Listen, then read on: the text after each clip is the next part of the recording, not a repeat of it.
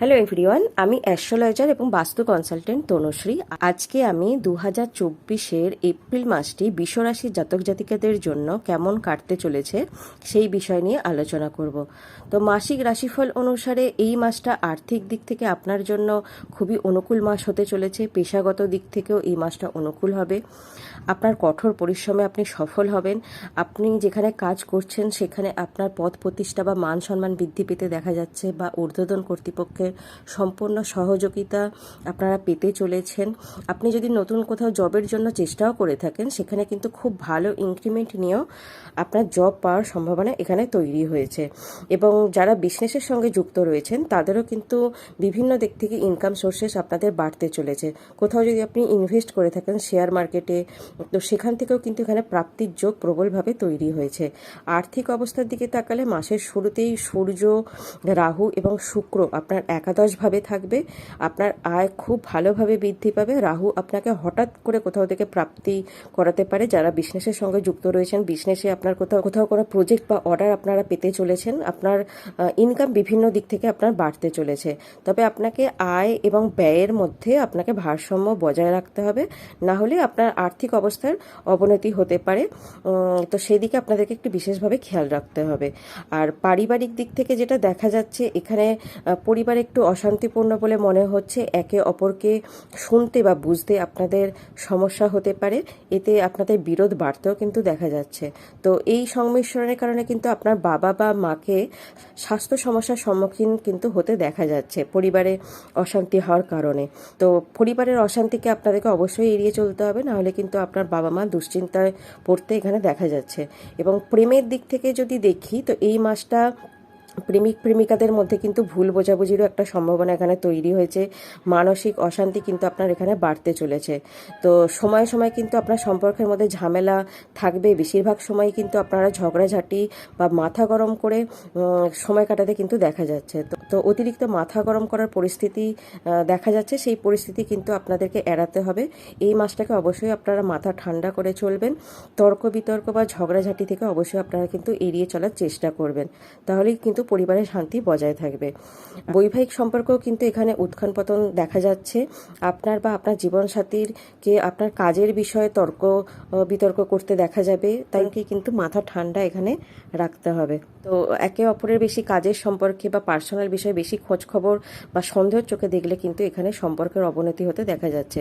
তো বৈবাহিক সম্পর্কে অবশ্যই একে অপরকে বিশ্বাস রেখে এখানে চলতে হবে, না হলে কিন্তু একে অপরের সঙ্গে কিন্তু শুধু শুধু ঝগড়াঝাটি হওয়ার সম্ভাবনা এখানে তৈরি হয়েছে। আর শিক্ষার্থীদের জন্য যেটা দেখা যাচ্ছে, কেতু মহারাজ পুরো মাস জুড়েই আপনার পঞ্চমভাবে উপস্থিতি থাকছে। এখানে রাহু আর সূর্য এবং শুক্র একাদশভাবে বসে থাকছে, এবং মঙ্গল দশমভাবে বসে থাকবে। শুরু থেকেই পঞ্চমভাবে থাকবে, যেটা শিক্ষার জন্য খুবই সহায়ক হবে। তবে কিন্তু অনেক রকমের বাধা বিপত্তিও এখানে তৈরি হবে। আর আপনি যদি আপনার শিক্ষাকে ভালো দিকে এগিয়ে নিয়ে যেতে চান, তাহলে কিন্তু আপনাকে খুব ভালো একজন গুরু বা একজন শিক্ষকের সাথে কিন্তু আপনাকে যোগাযোগ রাখতে হবে। ভালো কোচিং সেন্টারে গিয়ে আপনাকে পড়াশোনা কিন্তু চালিয়ে যেতে হবে। আপনি যদি নিয়মতান্ত্রিক পদ্ধতি মেনে যদি পড়াশোনা করেন, আপনাকে কিন্তু এখানে প্রবল উন্নতি হতে দেখা যাচ্ছে। পড়াশোনায় বিভিন্ন রকম প্রতিযোগিতামূলক পরীক্ষায় খুব ভালো নাম্বার নিয়ে উত্তীর্ণ হতে দেখা যাচ্ছে।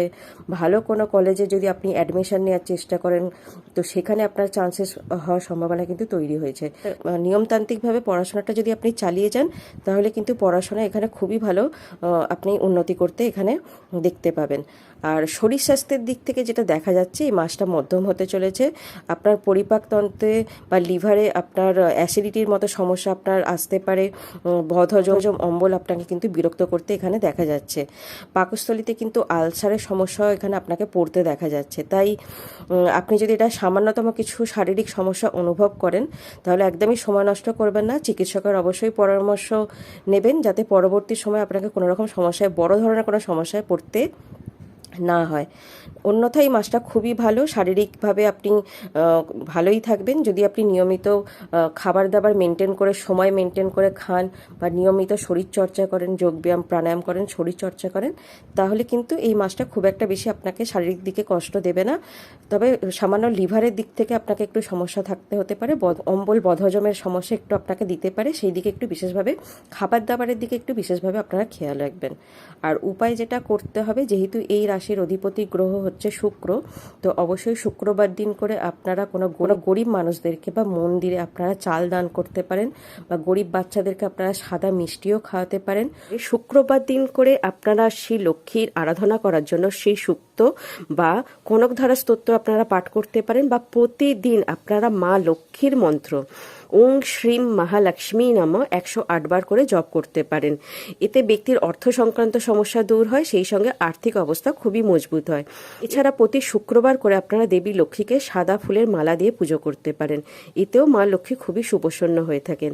শুক্রবার দিন করে আপনারা দই, ক্ষীর বা জোয়ার বা চাল এগুলো আপনারা মন্দিরে দান করতে পারেন, বা কোনো গরিব মানুষদেরকেও দান করতে পারেন। আর কখনোই কিন্তু ছেঁড়া জামা কাপড় আপনারা পরিধান করবেন না। বাড়িতে কোনো সাদা ফুলের গাছ লাগাতে পারেন এবং সাদা জামা কাপড় আপনারা পরার চেষ্টা করবেন। সুগন্ধি দ্রব্য প্রতিনিয়ত ব্যবহার করার চেষ্টা করবেন, এতে শুক্র দেবতা যেমন মজবুত হবেন এবং মা লক্ষ্মীও সম্পূর্ণভাবে সুপ্রসন্ন থাকবেন। তো এই ছিল বিশ্বরাশির জাতক জাতিকাদের জন্য এপ্রিল মাসের রাশিফল। তো ভিডিওটি আজকে আমি এখানেই শেষ করলাম। ভিডিওটি ভালো লাগলে অবশ্যই ভিডিওটিকে লাইক করবেন, চ্যানেলটিকে সাবস্ক্রাইব করবেন, পাশে থাকা বেল আইকনকে অল প্রেস করে রাখবেন। নমস্কার।